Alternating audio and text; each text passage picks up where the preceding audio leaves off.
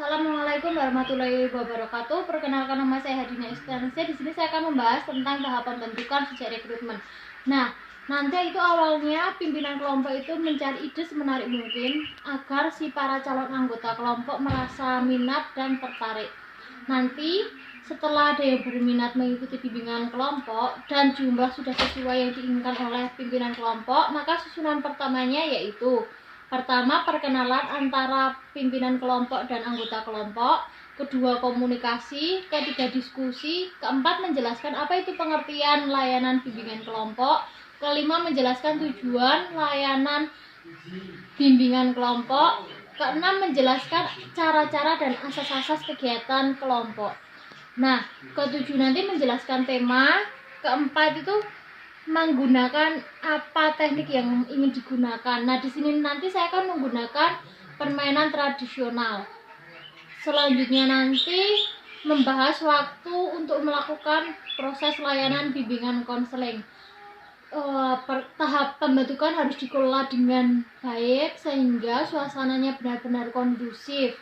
Anggota kelompok diusahakan mencari aman, bisa berbicara enak, dihargai oleh para anggota kelompok lainnya, dan tidak merasa diasingkan satu sama lain. Nah, jika tahap pembentukan dilakukan hingga kelompok itu benar-benar terbentuk, karena melakukan proses bimbingan kelompok itu tidak boleh tergesa-gesa.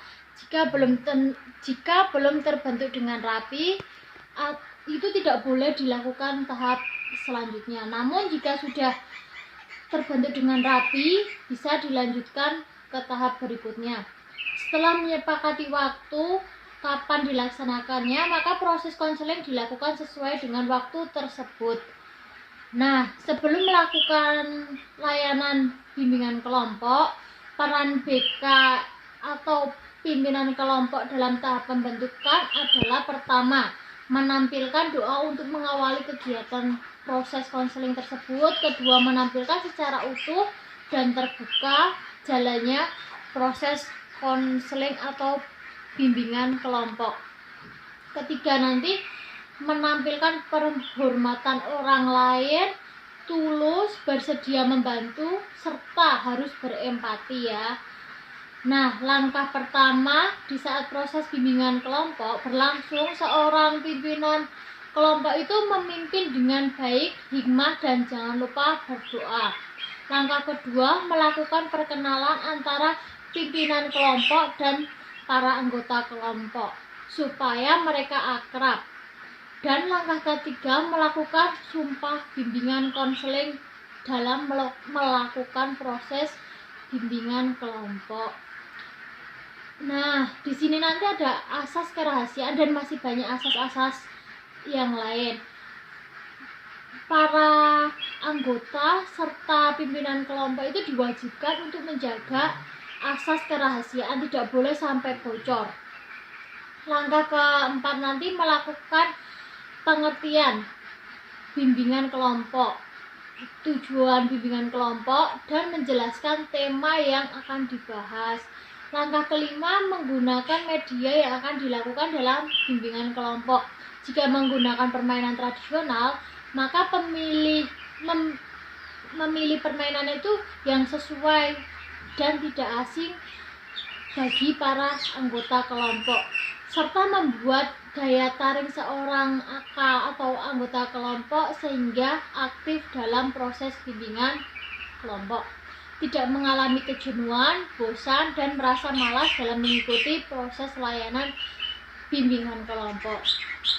Lalu seorang pimpinan kelompok itu bisa menggunakan metode pendekatan permainan konseling, menjelaskan permainan tersebut kepada anggota kelompok. Menggunakan metode pendekatan permainan konseling itu yang tadi itu harus sudah disepakati oleh semua anggota kelompok,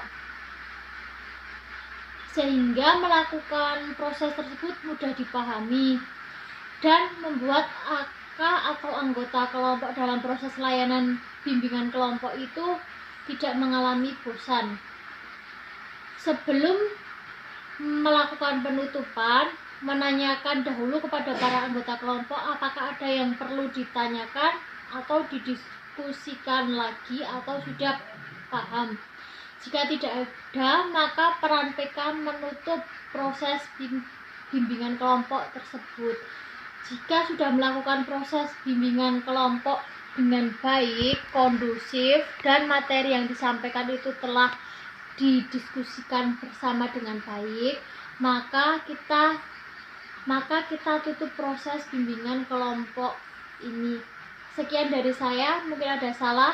Wassalamualaikum warahmatullahi wabarakatuh.